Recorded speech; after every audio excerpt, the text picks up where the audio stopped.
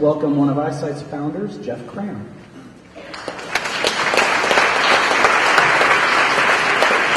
Hello, everybody. I'd like to welcome up my panel. And we put this session together and we invited Steve out. I've spoken at a lot of conferences. I've never followed the world's greatest art joke. So this is a first, but great to have you all here. Thank you for coming and welcome to the afternoon of our conference. So when we put together the session in this whole conference, one of the questions we kept asking ourselves is, what does it take to build great experiences? And we looked at that and we said, well, how do we build great experiences? So we thought we'd put together a panel. We got this delight. We couldn't call it a panel, so we're calling it a rumble. These are all very nice people. They don't fight in the office, but we'll try to poke them a little bit and see if we can find any tension.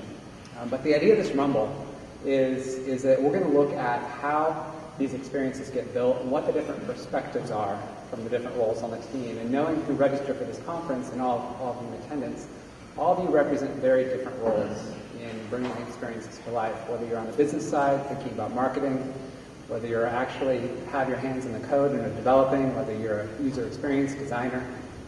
All of these roles come together to create what we see on the screen and the interactions we have. And they're not always harmonious. So we're going to explore that a little bit.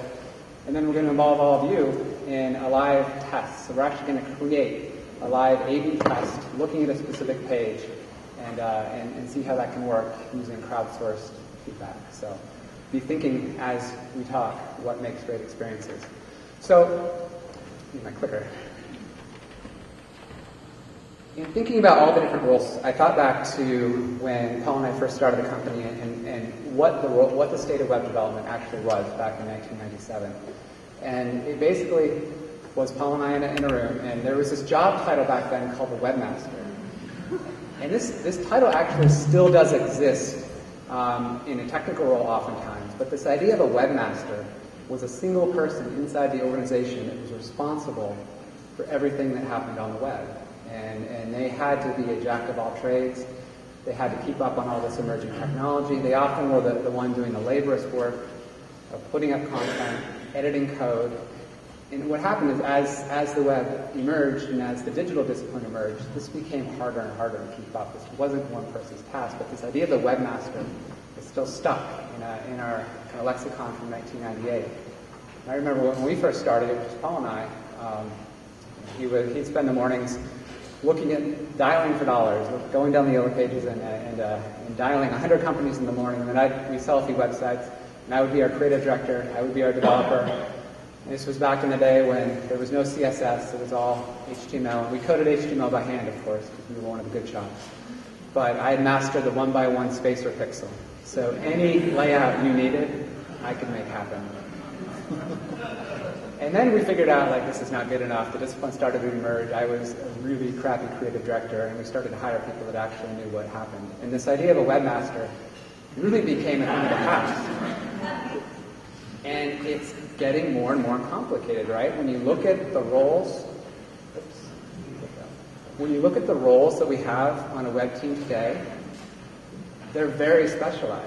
And when we look at how we staff our own agency team, it's increasingly specialized. But when we look at what it takes to bring great experiences to life, all of these people need to work together. And very few companies have the luxury of having a web team of 15 to 20 people. Oftentimes, that's why you hire an agency. We don't even have all these roles as standalone roles. But when we bring the team to bear to talk about how to make these things happen, we're looking at most of these disciplines as they mix up. So, for our Rumble, we've got 3 of these roles, and they blend a little bit on this screen, but I want to do a little bit of introduction. So this session's in 2 parts. The first part, we're actually going to have each of the folks on the panel kind of talk about their role through the lens of an actual website. So we've asked them to pick a website that they like for one reason or another that represents something to their discipline, and we're going to talk about it. It doesn't mean all the panelists will like it. In fact, some of them may hate it. It doesn't mean all of you will like it. It doesn't mean it's even a good example of a website in general, but it represents a discipline on this honeycomb of what it takes to build great experiences. So let's run down the list, and then we'll let them talk for a little bit. First up is Barbara Holmes, the architect. Barbara is our Director of User Experience here in Portland. She runs a team of information architects content strategists, and folks that genuinely care about usability, user research, and bringing great experiences to life. She works a lot on very complex problems to make them very simple. It's an incredibly valuable role, and she does a great job. Patrick, who has the cutest kid I've ever seen besides my own. That's a plug for the next speaker, by the way. Patrick is our creative director, so he's representing the designer persona. He runs a team of visual designers, folks that think about brand, folks that think about how typography and what you see on the screen and on the small screen come together. And Amanda, the marketer, on the business side. Amanda's part of a team at ISITE that focuses on data-driven optimization. She's thinking about online marketing, search engine optimization, how to make these experiences work for the business. How do they actually perform? So Amanda's going to be a really good counterbalance, I think, to Patrick and Barb on this panel, because she really wants to make sure whatever we create, it actually is tied to revenue and it connects to the business. So I'm going to let them each come up, or stay at the seat, whatever's comfortable, and they'll talk about the role a little bit more, and bring up an example website. And after all that's done, we're actually going to deconstruct the website together, a web page, and we're going to vote, and we're going to rebuild it together, and we're actually going to put it to a test.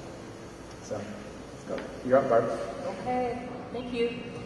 Let's see. So, as Jeff said, my role is directing user experience. In this session, I'm the architect.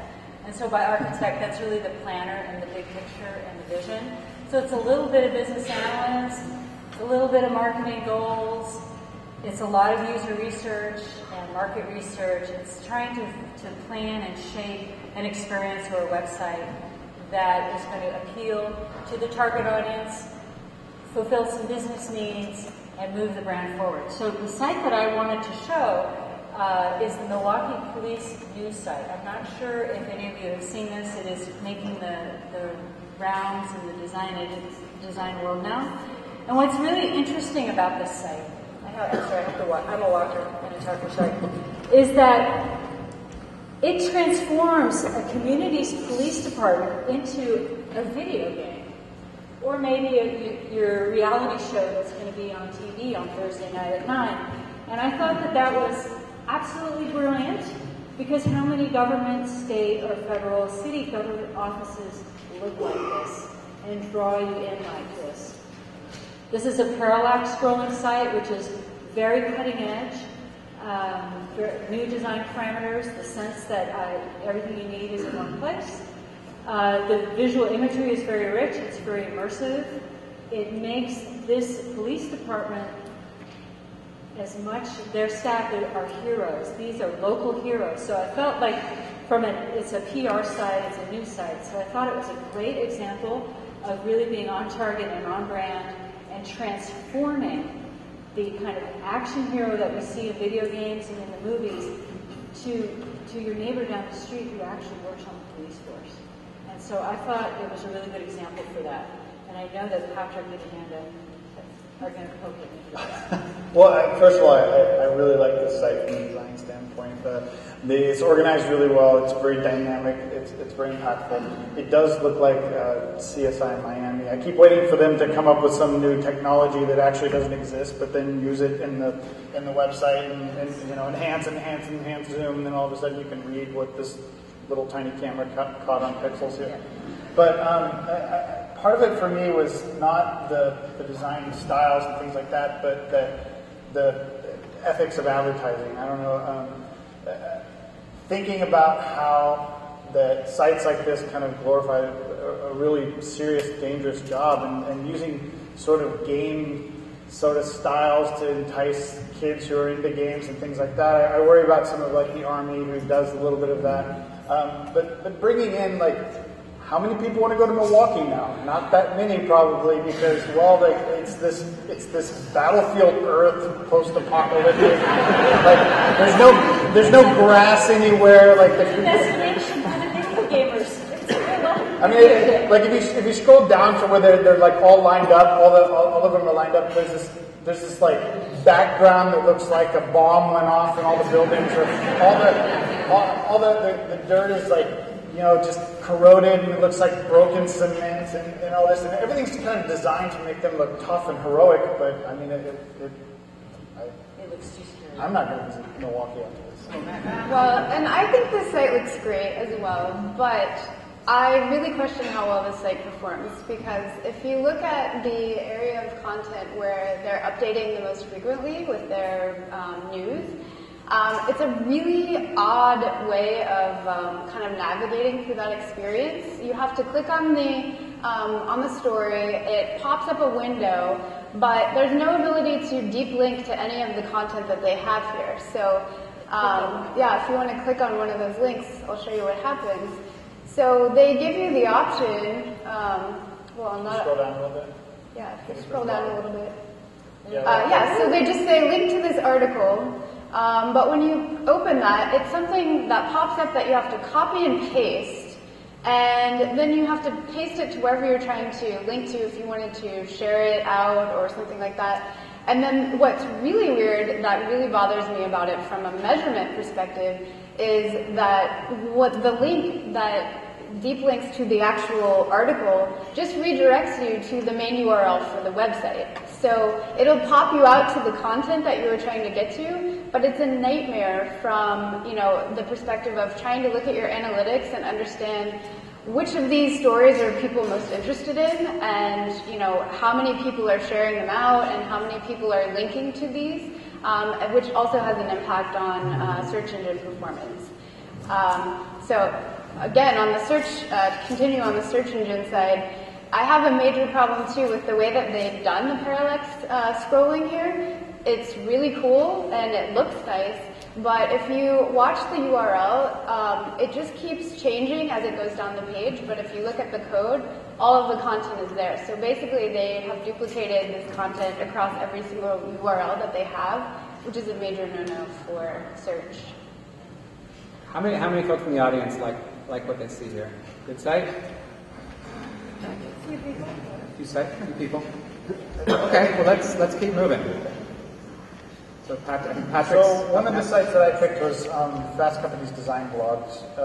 In a world where it seems like blog templates are very common and all blogs kind of look alike, I really enjoyed what Fast Company's doing. So the first thing I really like about Fast Company's design blog is just the content. I mean, they're writing articles deeply about design on all different levels, and they're uplifting visuals first and foremost. So if you actually click on an article, so this is their main landing page, but click in on one of the pictures. So they're leading with visuals. So everything they're talking about is something visual, and they're really leading with this first and foremost, and then getting you right to the content. So you're putting a kind of a museum-like experience, being able to watch everything and get through everything that you're looking at, and then read about the article after that. Well, I think it's cool, but I mean, what do they want me to do when I get here? As soon as I land on the page, all I see is some really cool imagery, but it's kind of confusing, and there's a lot going on here with all of the images, and when you look at some of the ways that they're trying to get people to engage with the content, it's a little strange. Like, if you stop right there, they have these share icons that look cool from a design perspective, but they're not standard of what somebody would normally be looking for, especially that being where you look for comments. That, to me, does not say anything about comments. And then if you scroll to the bottom of the page, they use some inconsistent language too, where at the top they're calling them comments. When you get down to the bottom of the page, they call them notes, not comments. So it's just kind of a little bit confusing as far as, from people trying to engage with the content and share it out, and here they say it in notes, type your comment here, but it's a little inconsistent with what they're trying to communicate. And I think from the architect kind of standpoint, I do like this site, but I would agree. I think the non-standard icons for the social media, it seems like designed for design's sake. But Designers like black. They like black. But the other thing I really have a trouble with on this site is that all of the advertising on the sideboards is just as compelling and just as big and just as prominent. So visually I get lost. I'm not sure where I'm supposed to go or what I'm supposed to do. Yeah, What's the difference between the ad and the next blog post? They all blend together. The hierarchy of information is a little off. Is off. It's a little bit off. But certainly it does have big pictures. I know you like big pictures. Big pretty picture. Anybody in the audience like this site? Know the site? Quite a few people? It's like double the people that your site.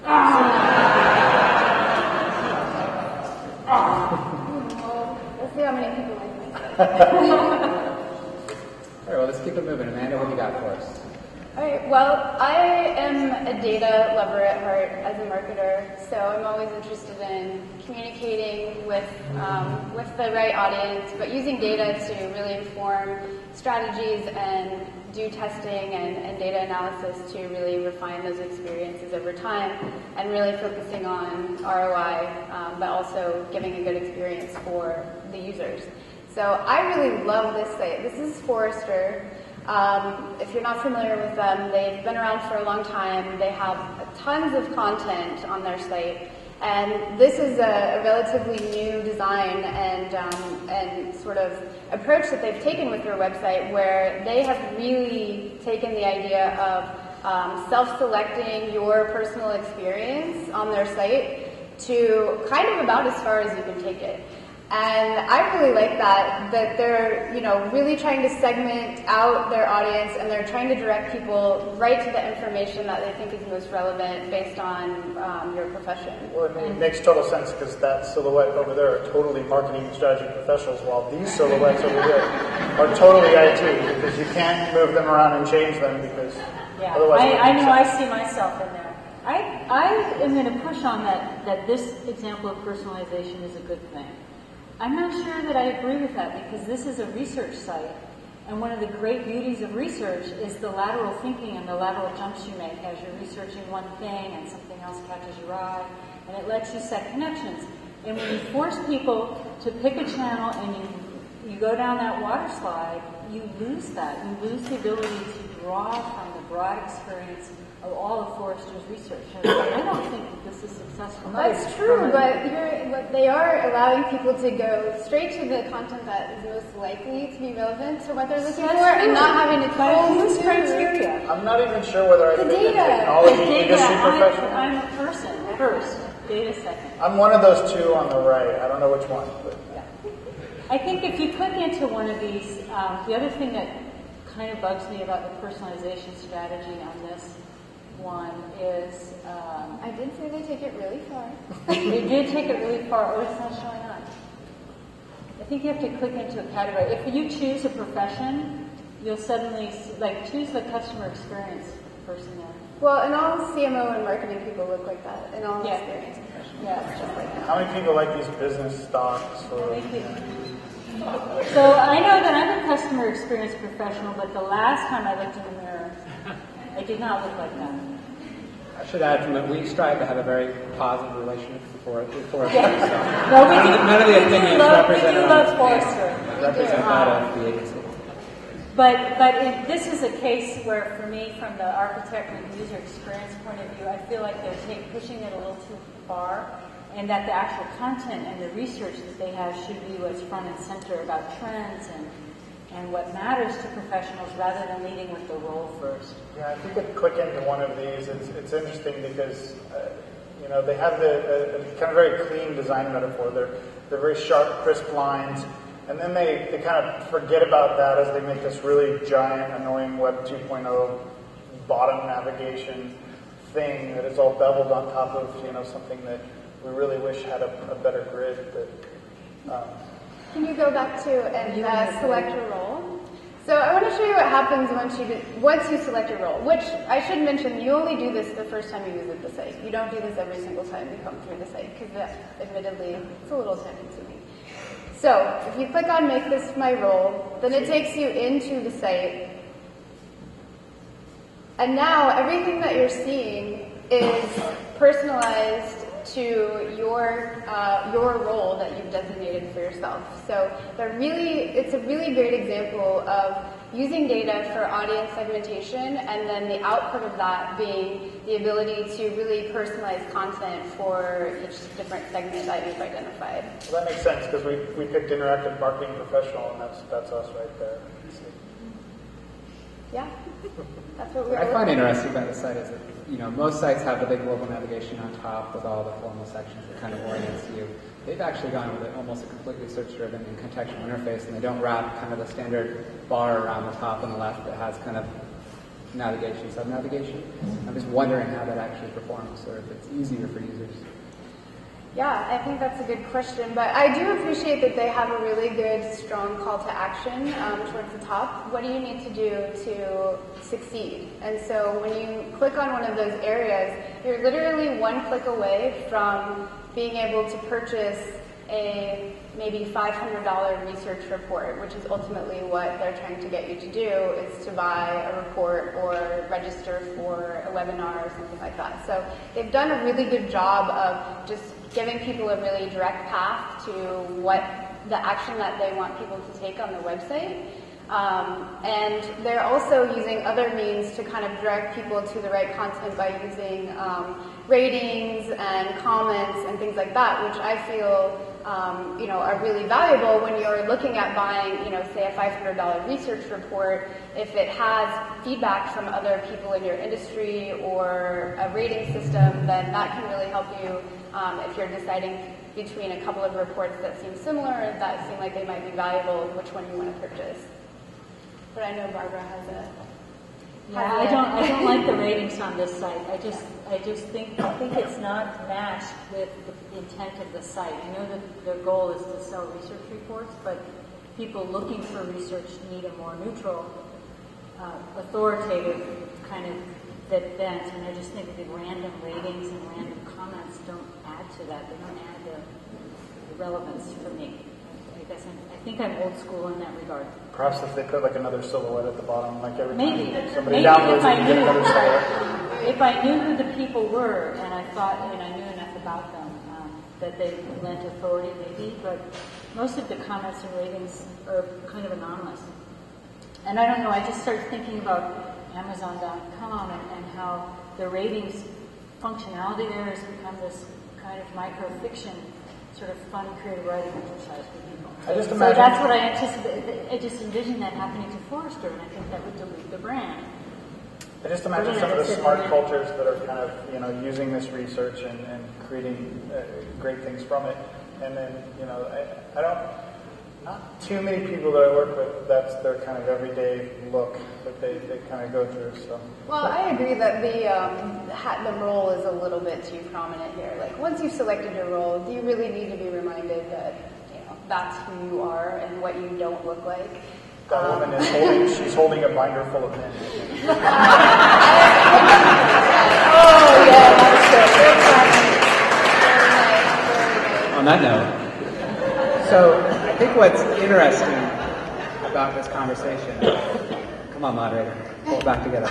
I think what's interesting about this conversation is that it's not that these websites are good or bad. It's that we bring these different viewpoints to our work, and that when an agency is working with a client or you're working with your internal team, there's all these different viewpoints that come into making these great experiences. I think two of the things that we use to kind of help balance some of the internal feedback or questions that we have are, one, user research. So I know a lot of you are probably doing this. We're doing a lot of voice of the customer, talking to users, figuring out how they behave, what they like, what they're expecting from a relationship with a website or a company. And the second is data, and looking at actually what happens when you put an experience out there and how people are using it. So we'd like to transition to the next part of this discussion, and this is where we need all of your help. This is the Rumble part of it. And I know Patrick is a big WWF wrestling fan and has action figures of Hulk Hogan. And Claim to fame, I worked on a website for Roddy Piper, so that was... And fun fact, he found us in the phone book. This is so true. Wrestlers do not use the internet. Okay, here's what we're going to do here. We've been lucky enough, one of our clients, Go Hawaii, so in the spirit of delight, let's transport yourselves to the tropical islands of Hawaii. We're fortunate to work with the Hawaii Tourism Bureau, HVCB. They manage the website, the official tourism website for the state of Hawaii. We do kind of ongoing optimization and data-driven work for them. They were fortunate enough to let us use them as an example in this session and actually conduct and start, we'll start a live test with them. They still would like to review what you all come up with, but we're actually going to set up the test and get it going. And we want to use this exercise to really look at how you start to think about optimizing these experiences. And what's interesting is, when you think of a site like Hawaii, or you think of a site like the site you manage, all these different touch points and all these different pages are points in the experience that your customers interact with. And you may think of them as web pages or the mobile channel or the website, but the reality is the user's coming for a very specific reason and has either a good interaction or a bad interaction that will contribute potentially significantly to your business. And being able to measure and improve these experiences is important. So one of the things we did a few years ago with our agency is we created this group called Day 2. And Day 2 is more of a point of view than a business unit. But in Day 2, it's all about what happens after you launch. Because we spend all this effort working and building sites. And what typically happens when you launch is that all the people, the consultants go away, the people internally go on to the next project, and you have this website that's built. It isn't really being actively managed or actively looked at. And the reality is all the really interesting stuff you can do and all the insight you can get actually comes on Day 2 after you launch. So what we did with the Hawaii site is we looked at the site and we picked out a specific page on the site that represents a transactional interaction. Unfortunately, they don't do online bookings, so they have it's a beautiful brand-driven site that will make you wish you were somewhere else rather than here. But what we're going to do is we're going to look at their My Hawaii planner. So the goal of My Hawaii is for the folks that are really serious about planning a trip, the GoHawaii.com site has a database of locations and resorts and things you can do. So if you're planning your trip, you can actually log on, create an account, start saving the places that you want to go to, and it's kind of the start of a more serious relationship with the visitor as opposed from someone just fantasizing about a trip.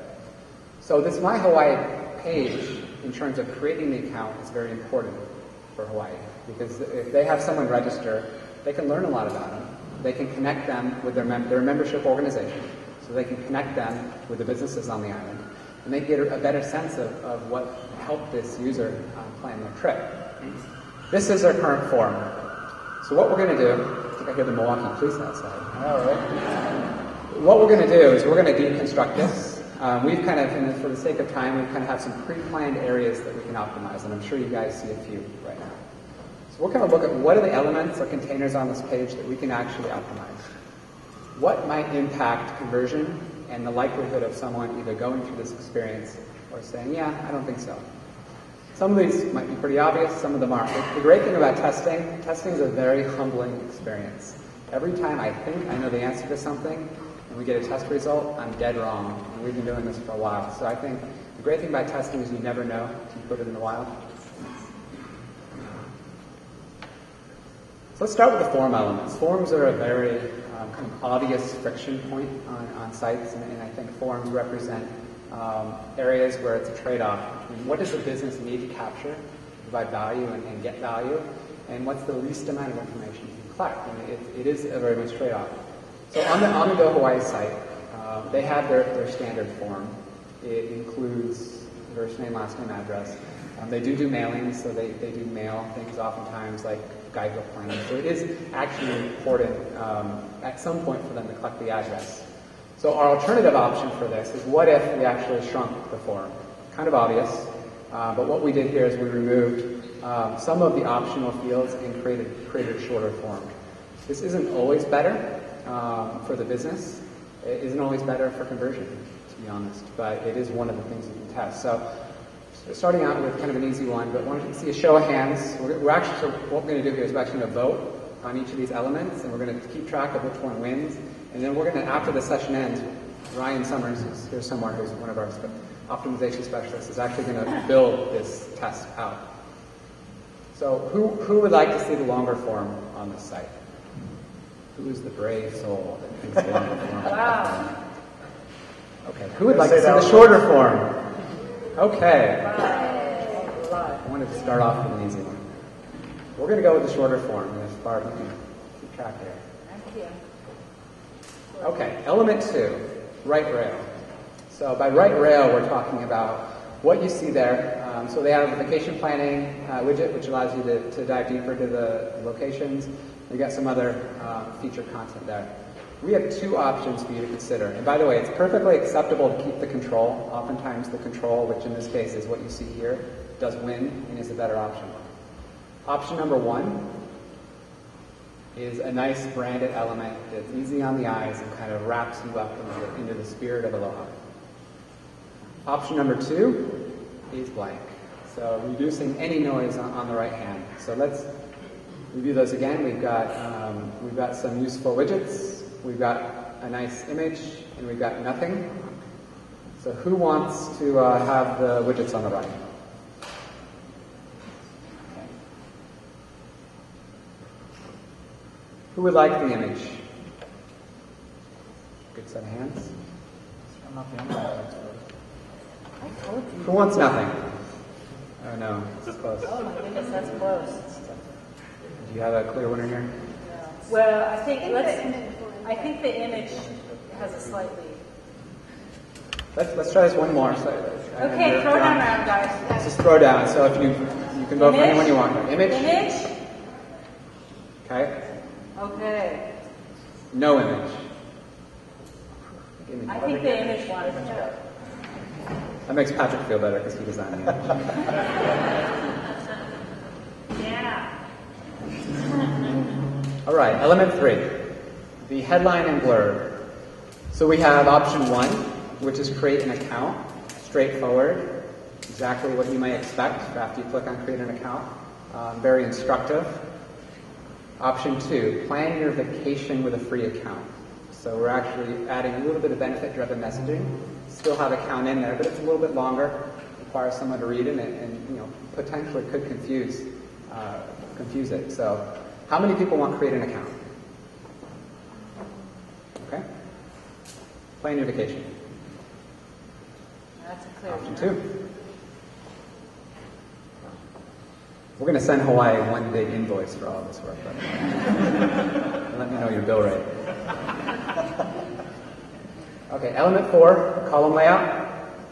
This one's super subjective. So for those of you that have experienced testing different layouts and different options, it is a little bit of a mixed bag. You guys might have experience on your own of which layout works better generally, but here's what we're going to do. We have the form on the left and the images on the right, and we're swapping it. Form, image on the left, form on the right. Okay, how many people want the form on the left? Okay. Form on the right. Think left. I think that was even. That was pretty even. I think we have to just smack down. All right, putting the form right down the middle. All right, one more time, and I'm sorry for all the arm raising. Form on the left. There we go. Let's get some voting. All right. Form on the right. Still say left. All right, Barbie's your Form call. on the left. No opinion, okay. That's a good point. Sometimes there's no benefit to doing these things. What was that? You showed it from the left first. Everyone's used to it now. It wasn't unbiased. There you go. We have some bias in our test, so feel free to tweet how bad a moderator I am. It's at Jeff Cram. Okay, last element. This is the feature image. This too is very, could go either way, I think. So we have this beautiful, image, beautiful subjective. We have this image that actually shows you what you get when you log in. So it has kind of some of the locations listed. Has an image of the map with some map pins. As an alternative, we actually created just benefit-driven messaging. So we put bulleted copy down the middle that actually tells someone what they will get if they log on. Who likes the images? Is there an option for either? There is not an option for There neither. was not an option for none. And we did not design this page if you don't like it. We're just trying to make it better. How about an option for both? We can't do that right now. Okay, do it once more. Who likes the image? All right. Who likes the text? That's too hard. Barb, you're going to have to make a call. Do it again. Image? Image? You don't count. Okay. Text. Oh my god. I think when in doubt, the cat guy So should you be have the hybrid. benefits of one image. Or as we call him, Steve. Okay. That one's tough, but it's So what the text one. What we're going to do now, and for the sake of the panel, we're actually going to open up a testing tool and configure it all. But Ryan Summers, who is here somewhere, I think, is on our team. There he's up in the balcony. He's up in the cheap seats. So Ryan Summers is actually going to set this test up, and we're going to have it all ready to go. So if we have time at the end, we'll kind of show you how it's set up. But if not, I'll kind of walk you through generally how we do it. Coincidentally, Optimizely is one of our sponsors. So here's what we're going to do. Optimizely is a tool we actually use quite a bit. We don't allow any sponsors here that we don't like and use ourselves. So that's rule one of delight. But Optimizely, many of you use maybe Google Website Optimizer, Omniture Test and Target. We use quite a few tools. We really like Optimizely, in addition to all the other great tools. But Optimizely actually simplifies the process of how quick you can get tests deployed. So what we're going to do after this is we're going to take all the results from this test. We've actually started to mock this up and kind of get the variations lined up. And what Optimizely actually allows you to do is have a WYSIWYG editor. It looks at your front-end code, and you don't actually need any development work. So you just put one line of tracking script on your site, and you can actually move around elements. Ryan actually did this yesterday in terms of swapping those columns. He actually just pulled it up in Optimizely and drug the other column over. And if your CSS and code is good enough, it's easier. And if not, you might have to put a little bit of custom JavaScript in. But you can actually stage tests in minutes. I should also add, oftentimes when we're testing, this isn't necessarily a best practice test. Oftentimes when we're testing an existing test, we like to isolate one element at a time. We thought it would be boring if we just had you vote for one element, so we kind of rolled them all up into a single test. But what Ryan will do is actually go into Optimizely, get all these configurations set up into an A/B test. So we're not doing a multivariate test, which is where we test all these at once. That typically requires a lot of traffic to get to a statistically viable result. What we're going to do is an A/B test. We'll take the control, and then we'll take the winning combinations of all of what you voted for, and we'll create a second test. So it's what we would call an A/B test. So we're going to do that. Unfortunately, this conference is only a day. It's not a week, so we can't actually pull up the live results. But what we're going to commit to after we set this up is sending you some emails after, if you choose to opt into them, of what the results were, so you can have a sense of how this works. In closing, I want to share a piece of delight from our internal team and introduce you to Mr. Algorithm. So you downloaded the Optimizer. Say that with me now. Optimizer. How do you get from this to this? Well, let me help you with it. First, cut along the dashed line. Next, with the blank side facing up, fold the paper into a triangle by bringing the bottom right corner to the upper left. Firmly increase the paper. Now, unfold the paper. Repeat on the other side by bringing the bottom left corner to the upper right. Now, unfold the paper again. Fold each corner into the exact center of the paper. Flip it over, and then do the same step as earlier by folding each corner into the exact center of the paper again. Now fold the square in half, then unfold it, fold it in half the other way. Now put your thumbs and pointer fingers in the pockets at the bottom, and bring your fingers together so they're touching the paper. So you folded your Optimizer. Let me show you how to use that. Pick a number. 3, 1, 2, 3. Now pick a tab. Campaign landing pages? Let's see what's underneath. Which campaign channel has the lowest conversion? Hopefully not this one.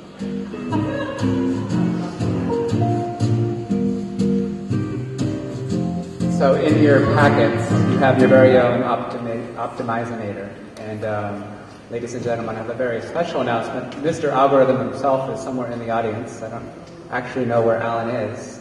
Alan, would you stand up?